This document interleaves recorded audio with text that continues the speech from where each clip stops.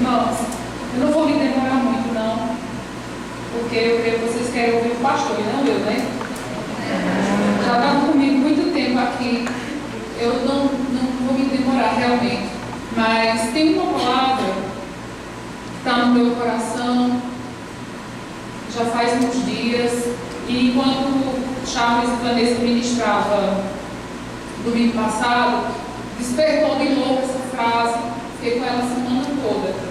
E quando o Sérgio veio compartilhar comigo sobre o que íamos falar, eu me lembrei dessa palavra e eu queria compartilhar com vocês rapidamente. Amém? Abra sua Bíblia em Mateus capítulo 7, por favor, queridos.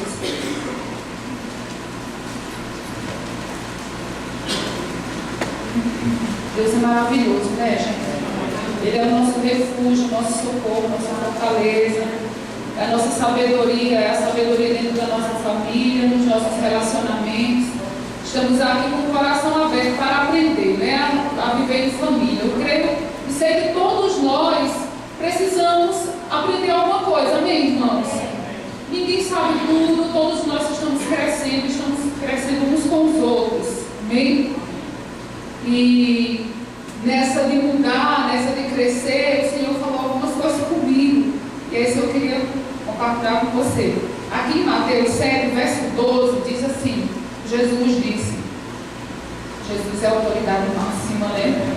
Ele disse assim: portanto, tudo que vós quereis que os homens vos façam, fazei-o também vós, porque esta é a lei e os profetas. Abra também Lucas 6, ele diz a mesma coisa, de uma forma um pouco diferente, mas ele diz a mesma coisa. Lucas 6, versículo 31,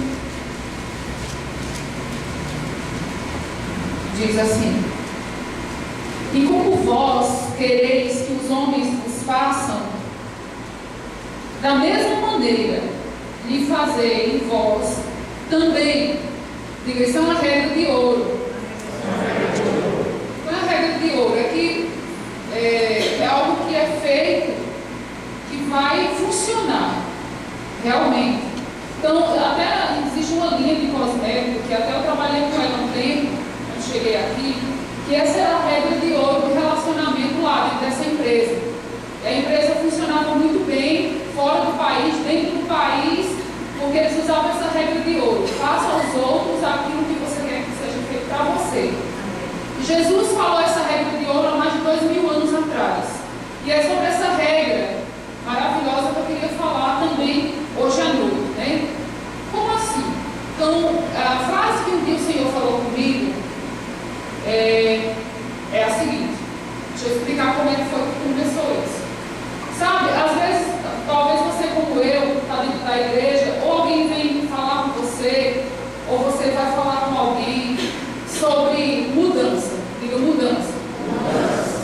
Às vezes alguém chega para você e fala: irmão, olha por mim, olha por meu cônjuge, olha pela minha família. Ah, é por quê? Não, para que meu cônjuge mude, minha esposa mude, meu marido mude, meu filho mude. Não é assim? Quem já viu isso, passou por isso? A gente que está no meio da igreja, convive com o povo de Deus, a gente sabe que isso é uma coisa que sempre a gente está ouvindo. Irmãos, eu fiz essa oração também a Deus. Senhor, estou orando para que Sérgio mude. Ninguém nunca fez isso, né? Ninguém aqui nunca tentou mudar seu marido, a sua mulher, os seus filhos ou a sua sogra. Porque essa regra aqui, irmãos, não é só para marido e mulher. Vai valer para todo tipo de relacionamento. E eu já fiz essa oração.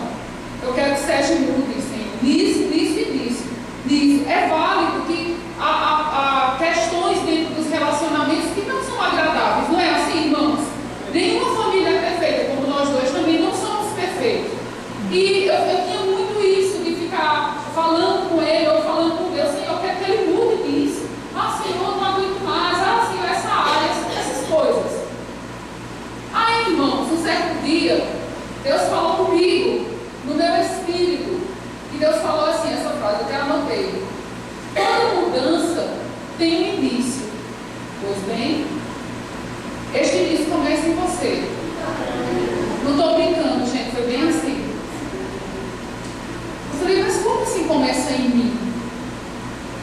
fiquei intrigada com aquilo. E eu fui percebendo que, até anotei aqui, muitas pessoas estão orando para mudança na vida do outro, mas nunca perguntaram a Deus o que precisam mudar. Enquanto eu fazia essa oração e Deus falou comigo isso, você tem que começar a mudança em você. Eu fiquei intrigada alguns dias, sem entender. Porque às vezes Deus fala com a gente não entende, né? Não sei se já aconteceu com você, mas Ele solta uma assim, a gente fica meio desorientado a princípio, né? E depois a gente vai, Senhor, mas como assim? Como assim começa em mim? Eu estou fazendo alguma coisa errada nessa área? Não estou, essa área eu estou tudo certo, olha só. Porque geralmente é uma área que você está, às vezes, ok, mas o seu cônjuge não está, isso me irrita, ou isso você não gosta, está entendendo? Aí você, Senhor, ele mude, ela mude. Mas como é que a mudança vai começar em mim se eu já sou perfeito? Olha lá, me engano, né? Nessa área, por exemplo. E o Senhor falou comigo depois, para me esclarecer o que ele estava tentando me falar. Ele falou bem assim: você precisa olhar para você e ver as coisas que irritam ele e mudar, mesmo não sendo na mesma área. Quem está me entendendo? Aí eu comecei a parar para orar por mim e olhar para mim. E eu comecei a ver em mim áreas que não eram legais. Só eu, né, irmãos? E eu pedi a Deus, eu falei: Senhor, eu quero que você revele para mim o que é irritante, o que machuca meu marido, o que não está bem comigo. Agora não tenha pena de mim não, Senhor, mostre mesmo. Não tenha misericórdia da minha carne não. Eu quero que você me mostre. Sabe aquela oração de Efésios, capítulo 3, os olhos do entendimento abertos? Nós podemos orar por nós, porque tem áreas da nossa vida que a gente não vê que a gente está errado, mas os outros veem, não é, irmãos? E quem está perto da gente vê, mas a gente não vê. E é nesse momento que a gente para de orar pelo outro, para que o outro mude, e começa a pedir a Deus que a mudança seja em nós. Me mude, Senhor, eu quero mudar. Eu não quero ficar cobrando e ser uma pessoa inadequada. O Senhor falou: a mudança vai começar em você. E sabe, irmãos, quando eu comecei a orar por mim e ver áreas na minha vida que eu precisava mudar, eu fiquei tão ocupada comigo, irmãos, tão ocupada, que eu não via mais o defeito dele. Alô, quem está entendendo? Agora você precisa ser sincero e reconhecer que você tem defeito e não ficar cobrando que o outro não. Toda mudança começa por você. E naquelas áreas que eu fui orando, pedindo ajuda a Deus, e fui me comportando diferente, eu comecei a perceber que ele já não era mais a mesma pessoa. Amém? Ele começou a ficar diferente. E eu não entendi por que ele está diferente. Eu nem falei nada. Eu nem sequer orei. Mas ele está mudando. Sabe por quê, irmãos? Porque às vezes o defeito do outro é um reflexo da gente. Isso é duro, mas é verdade. Porque a gente cobra do outro, mas a gente não faz a nossa parte. A gente só quer que os outros sejam uma bênção na nossa vida, mas a gente não quer ser bênção na vida de ninguém. A gente só quer que o outro perdoe a gente, mas a gente não pede perdão. A gente só quer que o outro faça massagem nos pés da gente, mas a gente não faz massagem no pé dele. Um dia eu estava com um dedo ciático, um chute que eu dei no Muay Thai, então o dedo ciático ele saiu de um lugar em 2 lugares, eu fiquei ruim mesmo. E eu precisava fazer umas coisas nas costas, eu estava arrastando uma perna, feito uma véia. Estava andando assim, arrastando a perna. E ele estava, não me lembro o que ele tinha, mas ele estava com... Ele tinha dado aula no Remo, no dia que eu estava dando aula. Acho que essa é a última agora. Aí teve um dia que ele jogou com os pés moídos em casa de noite. Aí eu falei: eu vou dar uma massagem nos seus pés. Eu com as pernas ruins. Aí ele: não, amor, estou constrangido. Você é desse jeito, dá massagem em mim. Eu falei: não, mas eu quero. Foi? Eu dei aquele posto, um pé pra cima, eu fiquei massagem nas pernas dele. E ele todo constrangido, porque o amor constrange. constrange, né? Mas sabe, irmãos, eu só precisei fazer 2 massagens. Eu fiquei curada. E desapareceu o dedo certo nos 3 lugares, saiu do local. Fiz massagem com a família do Zé Carlos 2 vezes e não voltou. Mas depois da massagem nas costas dele, nas pernas dele, eu fiquei boa, curada. E essas coisas, irmãos, a gente vê que funciona. Toda mudança que você espera que a outra pessoa tenha, não tem que mudá-la, nem com oração, nem pedindo a Deus, você muda. Você se comporta diferente. Você quer ser amado, ame. Você quer café na cama, leve café na cama. Eu levo café na cama para ele. Não é verdade? Eu levo, irmãos. Amém? Não fiquem tão calados assim. Eu estou falando de uma coisa que Deus está me ensinando. Porque às vezes a gente quer, aí vai, não somente em casamento, a minha sogra, a minha cunhada. Mas quantas vezes você andou em amor? Ou você só fica bicudo, de cara feia e se isola? Por que você não faz a sua parte? Você vai ver que quando inicia em você, aquilo vai desencadear, por isso que é uma regra de ouro, vai desencadear em outras pessoas. Eu sei que a gente está crescendo, né? E às vezes a gente erra em algumas coisas, ainda não estamos perfeitos, mas é por isso que a gente está aqui para prosseguir para a perfeição.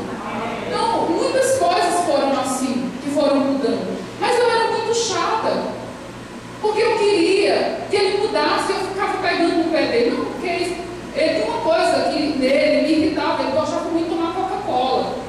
E ele, se deixasse, ele tomava 2 litros por dia, brincando assim.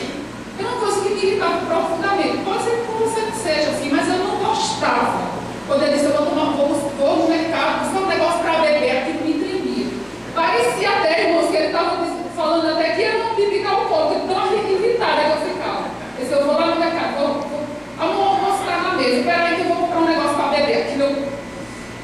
E eu ficava cara feia, eu ficava fazendo sermão, né? Eu só não falava no alô, diabo, isso aí não caía. Lembra da história quem é aluno da Natal, não vai entender o que eu estou falando. Ele disse que tem gente que não toma Coca-Cola porque colocando ao contrário, Coca-Cola virou ao contrário, tem alô, diabo.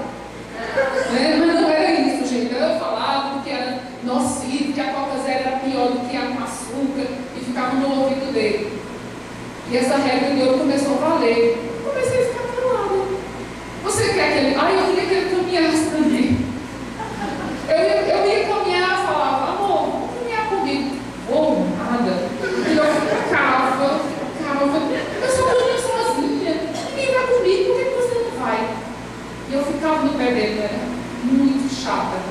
Sabe, irmãos, a coisa pior do mundo é a gente conviver com alguém controlinho. Quem sabe o que é controlinho? Uma pessoa controlina é uma pessoa que quer controlar tudo. Alô, entenderam? Ela quer controlar tudo. Ela quer controlar o que as pessoas comem, quer controlar o que as pessoas bebem, quer controlar que hora a pessoa dorme, como cria seus filhos, como paga suas contas. Ela controla a vida de todo mundo, mas a dela não. Controle a sua vida. Irmãos, quando a gente começa a olhar para a gente começa a ficar ocupado demais. Eu fiquei muito ocupada tentando consertar o meu temperamento e minha maneira rude de ser, grosseira de ser. Eu às vezes não era grossa falando alto, gritando com ele. Sempre entendi isso, que homem não se grita nem se afronta. Isso aí eu aprendi desde que eu era solteira. Homem não se trata gritando nem afrontando. Isso eu sabia, mas às vezes ficava de cara feia, chateada, empurrada o bico, né? Irmãos, eu tive que mudar isso e parar de querer controlar a vida dele, a vida dele. Se ele quiser tomar Coca-Cola, se ele não quer caminhar, se ele não quer fazer, ele não faz. E eu tenho que amar e tratá-lo bem de todo jeito. Porque o controlinho, quando não faz aquilo que ele quer, ele fica empurrado. Você conhece uma pessoa que está tentando controlar a sua vida? Na hora que você não faz o que ela quer, ela empurra para você. Sai um amém, né? Eu tenho que estar quase acabando. Irmãos, nós estamos tratando sobre família, amém? E isso tem destruído família. Tem assim, matado o espírito das pessoas dentro das famílias. Porque às vezes as pessoas está todo mundo dentro de casa. paradas dentro do mesmo ambiente, por causa dessas manias, por causa da cobrança, porque as pessoas têm que fazer o que o outro quer, não porque tem que ser assim, não tem que ser assim. Eu achei legal, lembrei disso, Charles, porque você falou sobre quando você era solteiro, a sua mãe esticava o lençol, e não tem um vínculo. Aí um dia você chegou em casa e você olhou no quarto e Vanessa estava dormindo em cima da colcha, né? Imagina, irmão, se ele tivesse trazido essa cobrança sobre ela. Ela não é a mãe dele. Eu sei que a mulher tem que ser organizada nas coisas, mas tem coisa que acho que está longe do nosso alcance, né? Às vezes a gente não consegue fazer. Essa do lençol, assim, eu já tentei também esticar e às vezes se torna, eu estou dando um exemplo pequeno de um lençol, mas às vezes coisa pequena dentro de casa as pessoas ficam brigando, entrando em conflito, cobrando do outro. Não, você tem que fazer. Mas, gente, tem que fazer. Mude você muda. Deixa os outros para lá. Ah, mas ninguém faz nada, você faz. E Deus vai tratar do resto.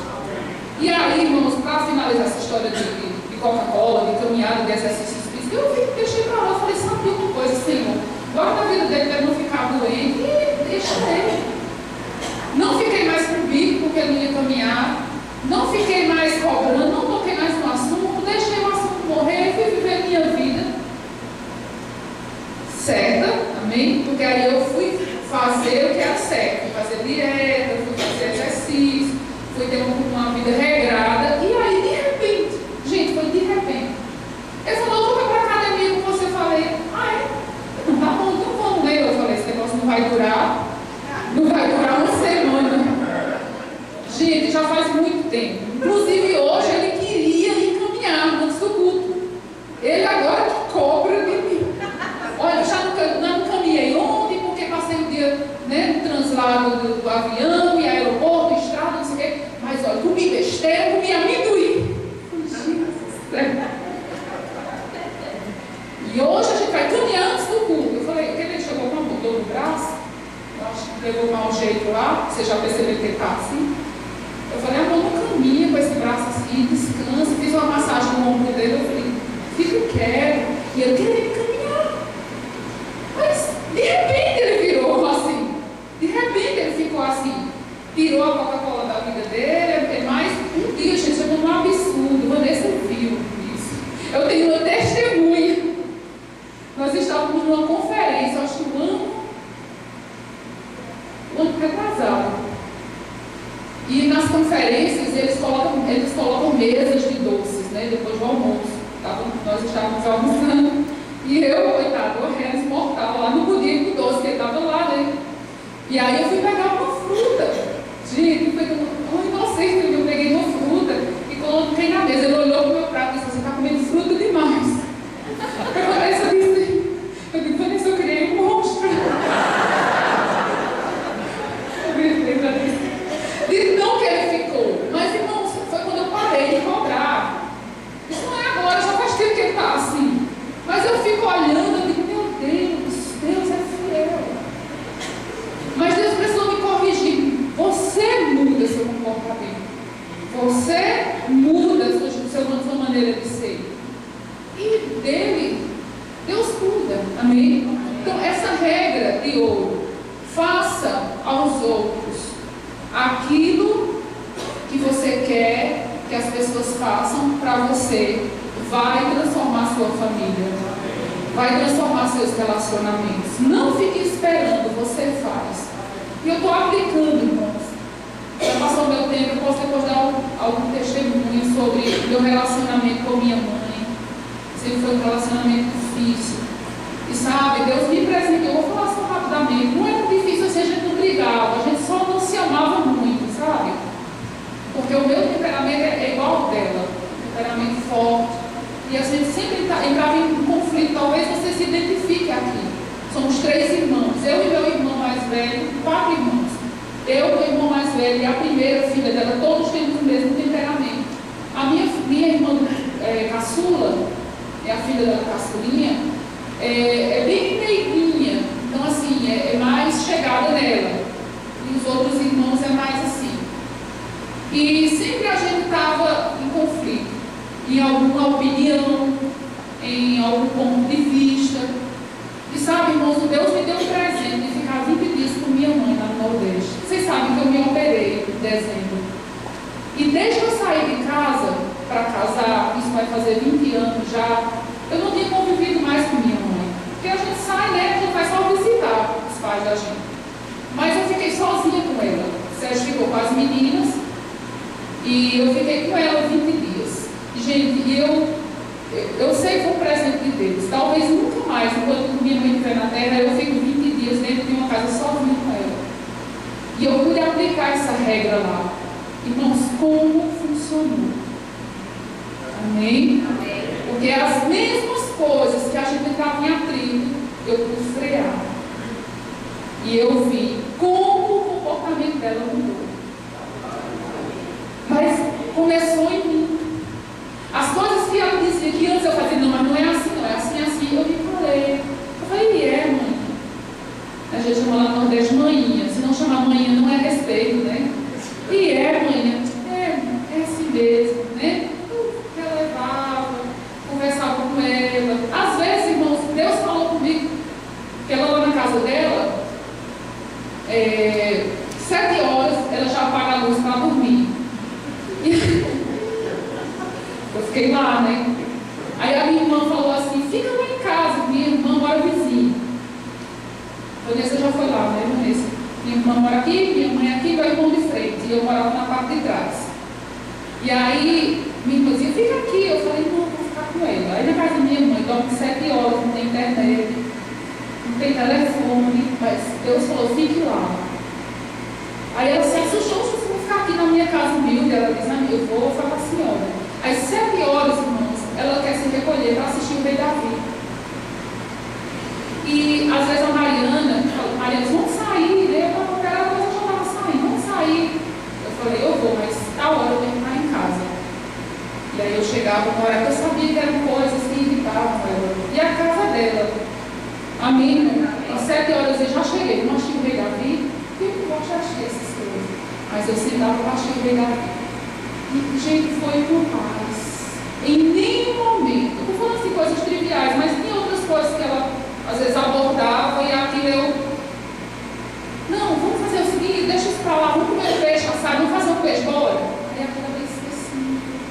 E não entramos em conflito nenhuma vez. Sabe o que às vezes a gente entra em conflito com mãe, com irmão, com marido? Porque a gente quer dar a nossa opinião e a gente quer estar certo, e a gente quer controlar a situação. Não precisa. Cadê Isabel? É melhor ter paz, né, Isabel, do que ter razão. Nossa, essa mulher, ela falou essa frase e é uma frase que eu levo na minha vida. Faz parte desse ensinamento de hoje. Às vezes a gente quer ter razão. A gente quer sair vencedor da batalha, mas a gente já perde a guerra.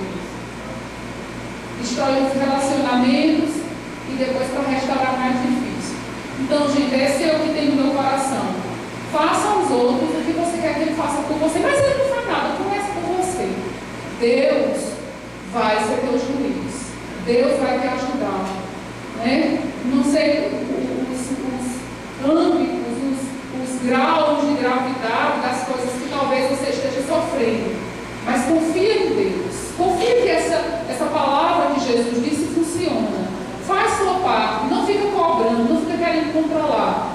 E Deus vai te ajudar a sair de situações e a apaziguar momentos de conflito, de brigas e de discussões na tua vida, e vai ser uma bênção na tua casa. Amém, queridos? Então, não vou me prolongar muito, porque Sérgio tem algo no coração dele para falar também sobre esse assunto.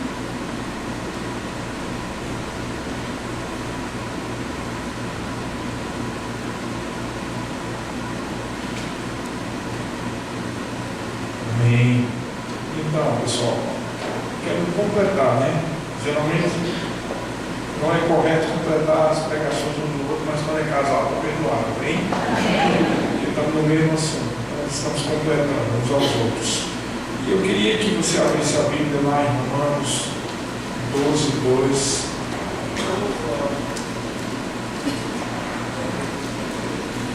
Romanos 12, 2.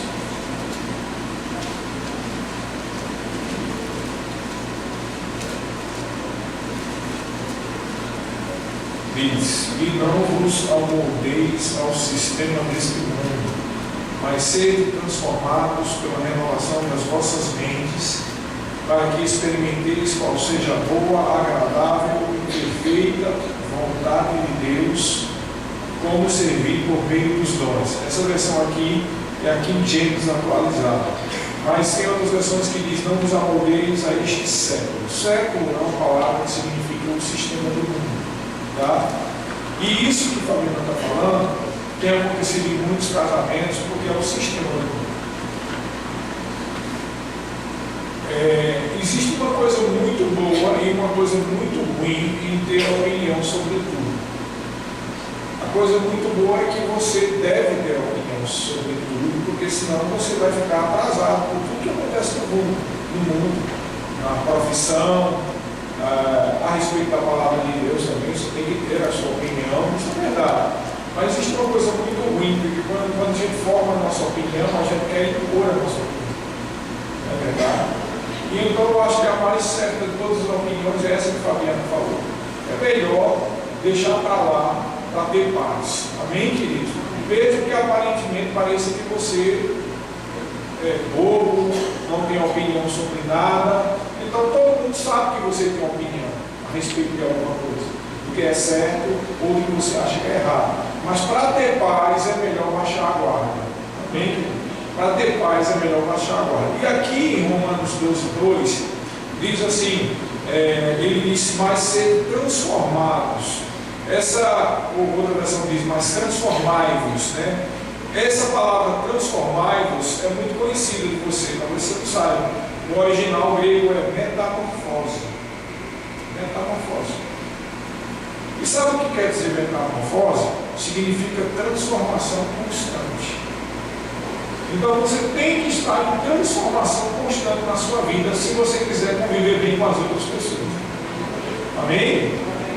Você tem que viver em constante transformação, melhorar profissionalmente, melhorar na palavra, melhorar espiritualmente, melhorar em Deus. E para que você melhore o seu relacionamento na sua casa, na sua família, você precisa se transformar. Amém? Então você precisa renovar a sua mente. E princípio, você tem redundância em dizer isso? O principal princípio, parece redundante. O principal princípio espiritual da palavra é o amor. Diga amor. Amém? E a Bíblia diz que o amor, ele não se exaspera e ele não pensa mal a respeito dos outros. Mesmo que saiba que o outro pode estar errado, mas ele não fica meditando nisso. Amém? Isso é muito importante. Você sabe que todo mundo tem defeitos, mas você tem defeitos também. E as pessoas veem seus defeitos. Você pensa que não. Mas eu sei que as pessoas veem os meus defeitos e eu posso relacionar os defeitos de quase todo mundo que eu conheço. Porque todos nós somos falhos em alguma coisa. Mas é como diz Fabiano, Deus não nos constituiu juiz. O maior problema da vida das pessoas, em todos os tipos de relacionamento, é que a gente julga, a gente espera algo de alguém. E de onde vem as decepções? Da decepção de a pessoa não ser aquilo que você espera. Mas quem foi que disse que a pessoa tem que ser aquilo que você espera? A pessoa é livre. A pessoa é livre para fazer o que é certo, para fazer o que é errado. E às vezes você pensa que ele está fazendo errado, mas ele não está fazendo errado. É você que não concorda. Porque os nossos valores, nem todos os valores que nós temos como certos estão na palavra de Deus, não é verdade? Não é verdade isso? Então, tem coisas que podem ser inconvenientes para você e não ser para mim. E não tem nada a ver com a palavra. Amém? E às vezes ele traz isso para dentro de casa, para os nossos relacionamentos, para a nossa família, para os nossos filhos, para os nossos pais. E a gente quer impor algo para as pessoas. Tem filhos adultos que querem controlar pai já velhinho. Isso é um absurdo. Porque ele já viveu daquele jeito, é a cultura dele, é a cultura dela. Eles não vão mudar. A pessoa com 60, 70 anos não muda mais, irmão. Se tiver alguma coisa que mudar, é só o Espírito Santo, mas você não é o Espírito Santo. Amém? Você não é o Espírito Santo. As pessoas não mudam assim. A gente quer mudar as pessoas à força, mas não muda. Porque cada pessoa tem o seu ponto de vista. Então a gente tem que tomar como decisão básica da nossa vida como cristão, baixar a guarda para ter paz. Porque na paz, não nós só seremos guiados, mas a paz é que vai trazer um clima espiritual bom, para que Deus possa operar. Nem, queridos? É por isso que algumas dificuldades surgem quando a gente tenta evangelizar algumas pessoas que não são evangélicos, não são crentes, não são filhos de Deus. E às vezes, muitas vezes, as dificuldades acontecem porque outros irmãos estão impondo lá a palavra, goela abaixo. Não é assim que se faz. Nem para evangelizar, a gente não tem que impor goela abaixo. Porque, veja, para poder cair no coração, a pessoa não só tem que ouvir com os seus ouvidos, mas tem que ouvir com os ouvidos espirituais. E para ouvir com os ouvidos espirituais, a pessoa tem que estar desarmada na mente. E quando a gente tenta impor, a pessoa se tranca. Quem já percebeu quando alguém fica logo na defensiva, não é verdade? Então a pessoa fica logo na defensiva, porque já está se preparando para o que você vai dizer, e é por isso que a gente tem dificuldade de pregar o Evangelho. Mas não é assim que nós devemos pregar o Evangelho. É em paz, é debaixo da unção, da direção do Espírito Santo. O Espírito Santo nunca vai machucar ninguém. O Espírito Santo vai sempre transformar, ajudar, levantar a pessoa. O Espírito Santo nunca vai dizer coisas de condenação. Não precisa condenar, a própria palavra condena quando alguém está errado. É verdade ou não é? A própria palavra condena quando a pessoa está errada. Porque a gente sabe quando a gente não está de acordo com a palavra. E é como eu já disse algumas vezes aqui, quando a gente está errado, toda vez que você abre a Bíblia, é uma palavra para você. Quem já passou por isso? Eu já passei. Estava errado em alguma coisa, toda vez que eu abri a Bíblia, eu nem disse ali mesmo, meu Deus, Senhor, não deixe em paz, o Senhor deixa não, porque Ele quer consertar você. Aí eu ia abrir a Bíblia era em cima de outro, daqui é outra palavra pesada. E eu peço, Senhor, eu estava no jeito de mudar mesmo, porque Deus é o teu Pai. A Bíblia diz, está em Hebreus, que não há filho que o Pai não corrija, e Deus é o nosso Pai Celestial, e Ele nos corrige com a palavra. Então Deus vai sempre corrigir a gente com a palavra. Amém? Nós precisamos baixar a guarda, precisamos viver em paz. Né? A Bíblia diz, está em 1 João, um versículo que diz assim: Deus é luz e nele não há treva alguma. Se vivemos na luz, as trevas desaparecem, mantemos comunhão uns com os outros e o sangue de Jesus nos purifica de todo qualquer pecado. O que ele está querendo dizer? Que a luz ela é revelada pela comunhão. Se a gente fica querendo impor as vontades, a gente não está manifestando luz. Lembra do que Jesus Cristo disse? Os olhos são a janela da alma. Se os seus olhos forem bons, haverá grande luz sobre a tua vida, mas se for mal, quão grande trevas há sobre a tua vida. Os nossos olhos vão expressar o que está dentro da gente. Mas quando a gente tenta impor uma vontade, os nossos próprios olhos já manifestam a nossa imposição e a gente vai ter barreira do outro lado. Hein? Então, a comunhão com os irmãos não é só final de culto, fazer um lanche junto, ou fazer uma reunião de comunhão, ou ir com uma chácara ali, fazer um churrasco. Não vamos ter comunhão. Irmão, isso não é comunhão, não, isso é festa de Jesus. Isso é festa santa. Isso não é comunhão, não. Comunhão tem a ver com relacionamento. Amém? É claro que num lugar como esse pode ser que surja comunhão. Pode ser, né? Mas comunhão é muito mais do que estar batendo papo a respeito de futebol ou qualquer outra coisa. Comunhão impõe um relacionamento onde nós estamos desarmados e a outra pessoa está desarmada e a gente tenta abençoar a vida da pessoa e a pessoa vai abençoar a gente. Ou como diz Fabiano, desconsiderar algumas coisas que a gente não concorda. Amém, queridos? Deixa de lado. Eu posso te dizer uma coisa, eu tenho uma opinião formada sobre tudo que você falar. E eu digo para mim, às vezes é difícil. Né? É difícil, mas eu estou crucificando a minha carne. Tem lugares que eu estou, em algum lugar, e as pessoas começam a dizer algo, né? E aí eu não concordo. E eu fico naquela, eu falo ou não falo, mas aí eu penso, se eu falar, automaticamente eu estou com a bandeirinha de inimigo agora, e ninguém vai me ver mais da mesma forma. Então eu fico, vale a pena? Não vale, deixa para lá.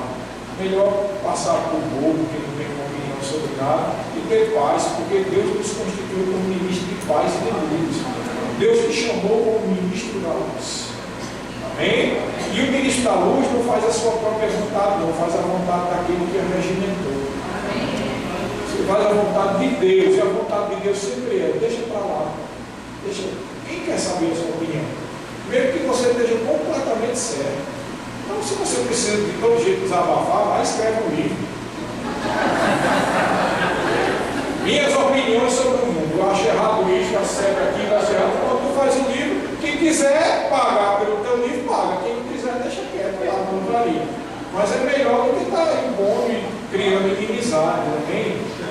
Amém? E também não adianta por esse tipo de opinião no Facebook ou no Instagram, porque, como eu disse, o que o Espírito Santo revela, o Facebook vai revelar. Porque a pessoa vai desabafar, dizendo as suas opiniões.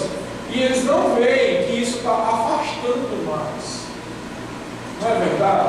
Afasta. Afasta. Não adianta, Deus te chamou para ser ministro da luz, não foi ser ministro de uma opinião particular. Amém? Então isso, quando dentro do contexto da família, isso tem destruído. É incrível, você vê claramente as pessoas discutindo por causa de bobagem. Porque não botou o copo em tal lugar, porque não varreu em tal lugar, porque, irmãos, eu sei o que é certo e o que é errado, que a gente deve ter uma vida organizada e fazer as coisas tudo certo, mas procura perdoar isso, porque a pessoa vai saber. Às vezes, se você não disser nada, as pessoas fazem. Mas porque você disse, a pessoa, por que raça ela faz? Porque ele diz assim: se eu fizer, vai ser na hora que ele não está nem imaginando, que é para não pensar que ele me controla. É assim que todo mundo pensa. É verdade ou não é? Será que você não pensa assim, não? Se alguém chegar e dizer: pega essa vassoura aí, você aí, diz Paulo, mas tudo isso para o escuro. Pega essa vassoura e vai para ali, rapaz, que bagunça é essa? Eu já estou irritado. O cara não vai fazer. Ele vai dizer o quê? Eu vou o quê? Obedecer a minha mulher, que ela está mandando no chicote, eu vou. Do mesmo jeito, o homem dizendo para a mulher. Você entendeu? Há essa dificuldade. Por quê? Por causa dessa imposição. Isso irrita. Hein? A gente conquista as pessoas pelo coração. Você conquista as pessoas pelo coração. É por isso que Jesus disse isso. O que você quer que as outras pessoas façam, seja isso que você faça. Mas como Fabiana disse, às vezes a gente tem a sensação que só a gente está fazendo. Mas Deus é o teu juiz. Diga: Deus é o meu juiz. Deus é o teu juiz. Ele vai julgar a tua causa. Ele vai falar no coração das pessoas. E o que você está fazendo, nunca se esqueça, o que você está fazendo é uma semente. É uma semente. Amém? Tudo que você fizer, você vai varrer a casa, lavar o prato, né? Fazer a comida, lavar um carro, comprar algo no supermercado, não é? Comprar roupa, fazer compras, trabalhar para pôr a comida dentro de casa. Tudo que você está fazendo, isso é uma semente. Não precisa você lançar em rosto. Você veja que a Bíblia diz que Deus é bom e não lança em rosto a bondade. Lá em Tiago capítulo 1 diz: se alguém precisa de sabedoria, peça a Deus, que dá e não lança em rosto. O que é lançar em rosto? Eu estou dando, mas você não merece tanto. Deus não é assim. Amém? Deus não, ele simplesmente dá. Ele abençoa. E você fica constrangido, como Fabiana disse. O amor constrange. E o amor não é falar, o amor é fazer. O verbo do amor não é falar, o verbo do amor é fazer. E quando você faz, o amor entra em operação. E o amor resolve o problema. Porque a pessoa vai ficar constrangida. Meu Deus, o que você está fazendo? E fica constrangido. E aí termina fazendo o bem também e muda. O que gera mudança é o amor.